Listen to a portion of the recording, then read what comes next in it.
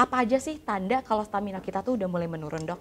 Oke, jadi kalau kita bahas tentang stamina itu sendiri ya, stamina sendiri sebetulnya adalah kemampuan tubuh untuk menjaga daya tahan fisik dalam jangka panjang. Nah, bisa dibagi juga nih jadi dua bagian, ada stamina fisik dan stamina mental.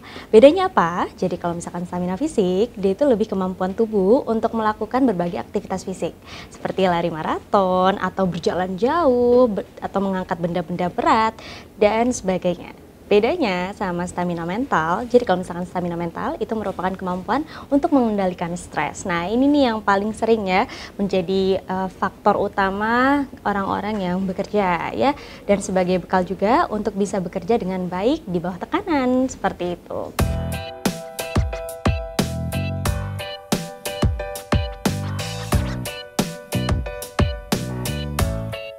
Halo viewers dan subscribers dari Halo Dokter, selamat datang di Halo Talks, sebuah podcast dari Halo Dokter yang akan membahas seputar informasi kesehatan langsung bersama para ahlinya, yang pastinya bermanfaat banget nih buat para Halo viewers. Senang sekali saya Silvana Vitasari dapat memandu jalannya perbincangan kita pada kesempatan kali ini. Padahal hari ini aku harus jadi moderator, tapi kondisi aku tuh lagi kurang bertenaga. Pokoknya belakangan itu rasanya lemes dan juga capek. Padahal rutinitas aku tuh juga hariannya tuh nggak padat, tidur juga kayaknya cukup-cukup aja. Ada nggak sih Halo viewers yang pernah ngalamin kayak aku? Terus ya, pas aku baca-baca artikel kesehatannya Halo Dokter, bisa jadi aku tuh lagi kekurangan nutrisi. Jadi stamina aku tuh terus-menerus menurun. Alhasil menjalani hari jadi kurang semangat, kurang produktif juga. Padahal banyak banget deh tanggung jawab yang harus aku jalani setiap harinya. Bener nggak sih ini gara-gara kekurangan nutrisi? Nutrisi apa sih yang dimaksud? Terus caranya gimana nih biar aku staminanya terus terjaga, biar menjalani hari terus produktif? Nah, kalau all viewers kayak aku juga dan penasaran sama jawabannya, saya tunggu terus ya karena akan kita kupas tuntas di Halo Talks episode yang bertema gampang capek dan lemas. Jangan disepelekan, bisa jadi tanda tubuh kurang nutrisi. Dan tentunya aku nggak sendiri dong, kita akan bertanya-tanya langsung kepada ahlinya yang sudah hadir bersama kita di tengah-tengah ini, yaitu Dr. Ratrisha. Halo Dr. Ratrisha, boleh dong tahu kabarnya gimana nih hari ini?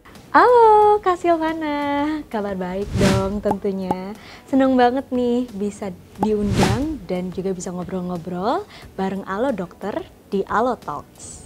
Nah, senang banget juga nih Dr. Ratrisha, aku bisa ngobrol-ngobrol dan ketemu langsung sama Dr. Ratrisha. Wow. Nah dokter, gimana nih kesehariannya, lagi sibuk apa aja sekarang kalau boleh tahu? Oke, jadi kalau untuk saat ini saya sih tetap ya masih berpraktek di suatu rumah sakit yang besar di daerah Jakarta dan sekitarnya. Tapi kalau saya sih yang cabangnya di area Bekasi gitu. Kalau dokter lagi praktek gitu kan ya, pernah nggak sih dokter ketemu gitu kan ya pasien-pasien yang lemes, ngantukan, capean gitu, pernah nggak sih dok? Kayaknya itu hampir setiap hari ya, karena mostly karena saya di poli umum, jadi saya sering sekali nih hampir tiap hari menemukan pasien-pasien yang mengeluh letih. Salah satunya kenapa? Karena kerjanya di tengah Jakarta nih, kayak seperti kantor ini, tapi pulangnya jauh ke Bekasi. Dan itu sangat-sangat membuat tubuh menjadi kelelahan tentunya. Dari kota ke planet gitu kan ya, jadi tubuhnya kelelahan gitu ya dok. Nah Betul sekali. dok, ini suasananya cerah gitu kan ya, baju kita juga cerah-cerah gini kan ya, tapi sebenarnya jiwa raga aku tuh nggak cerah gitu kan ya. Gampang capek, gampang lemes. Tadi aku sempat awal juga mention kalau aku tuh sekarang gampang ngantukan gitu kan ya, capek terus gitu. Padahal aktivitas aku ya udah biasa aja gitu kan ya.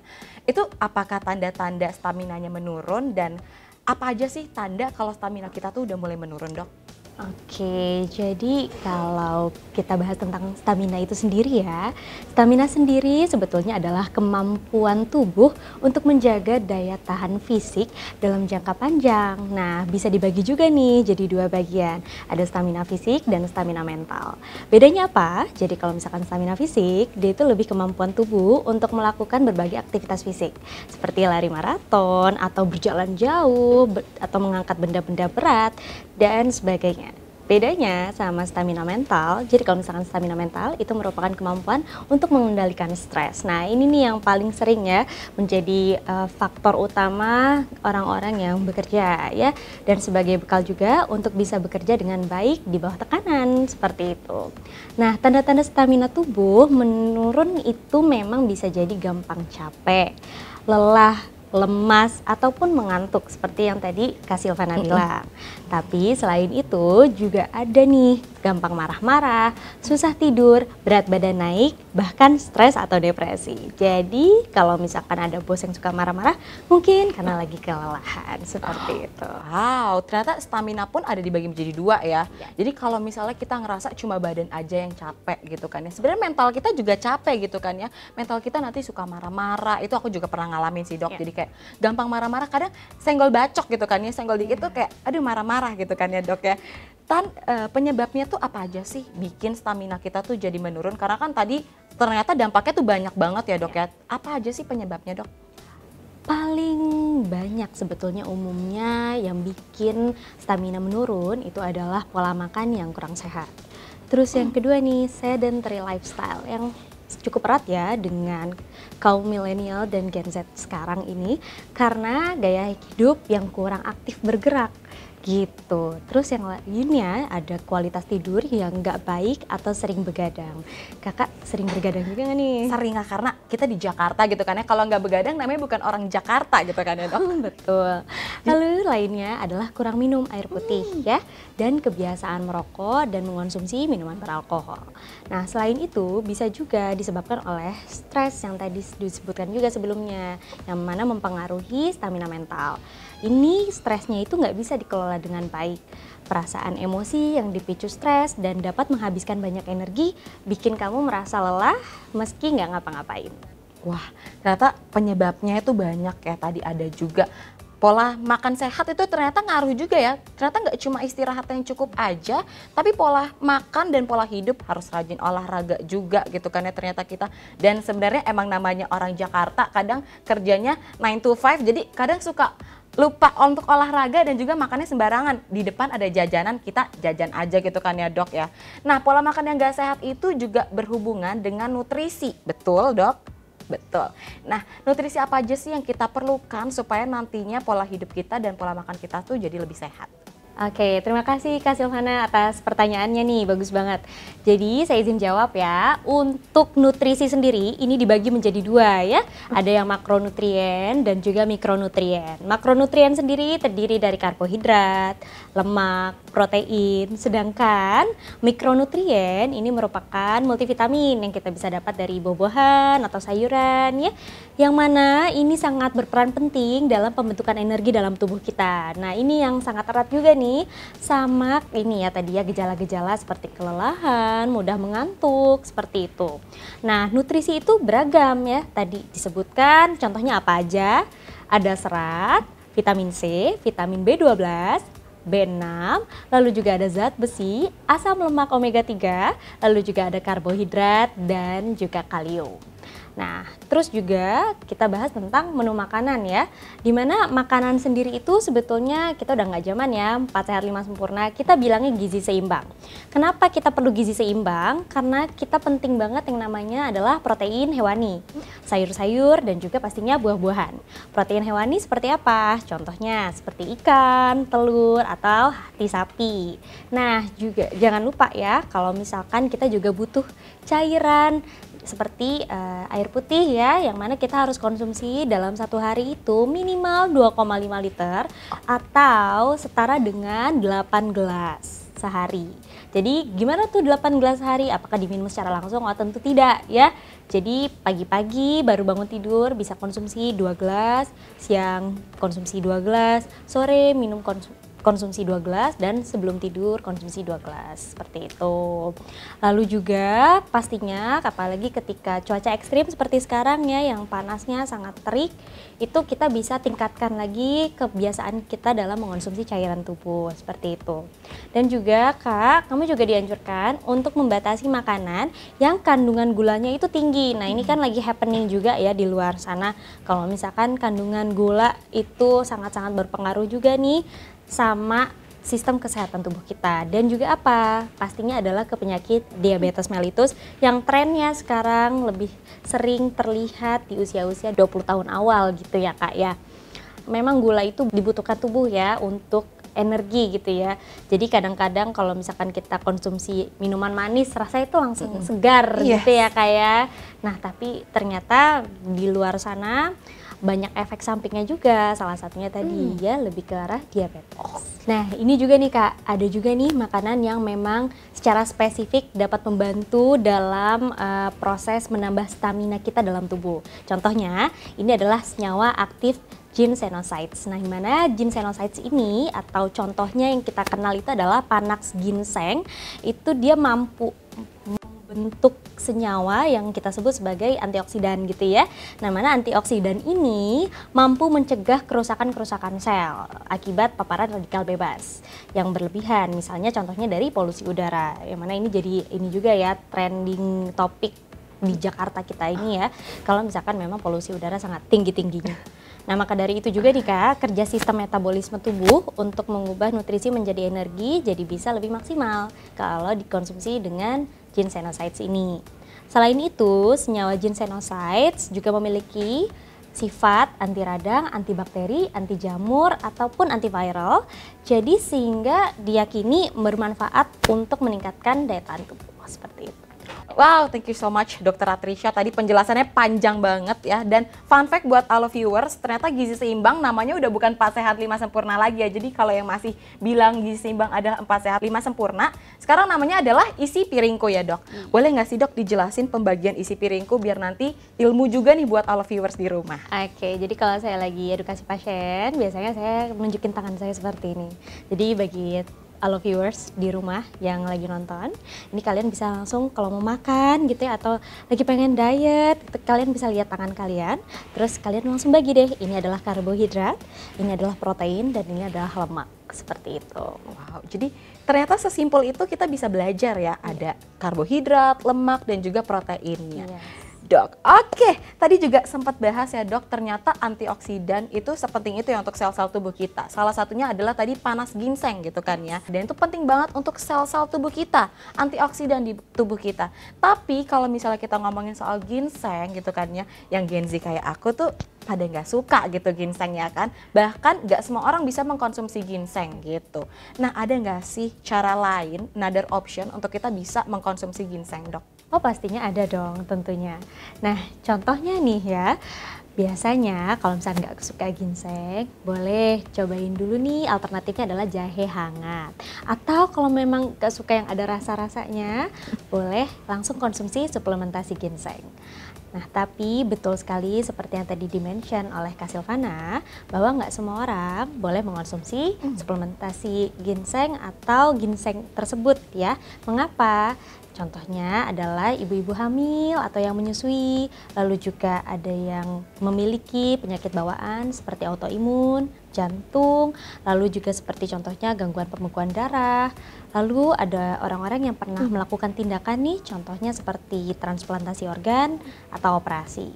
Nah, jadi baiknya sih sebelum mengonsumsi ginseng atau coba-coba, konsultasikan terlebih dahulu sebaiknya ke dokter, seperti itu.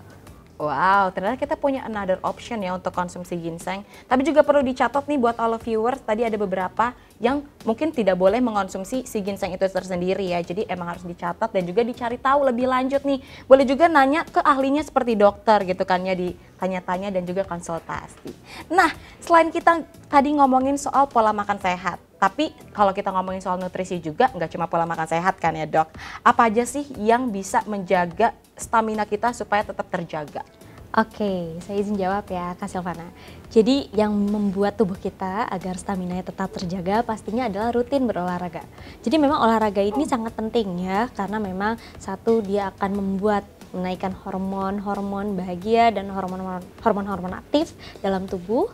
Lalu juga olahraganya bagaimana sih yang baik dan benar, yaitu adalah di sekitar 30 menit per hari. Dan kalau misalkan intensitasnya itu bisa di 3-5 kali per minggu ya.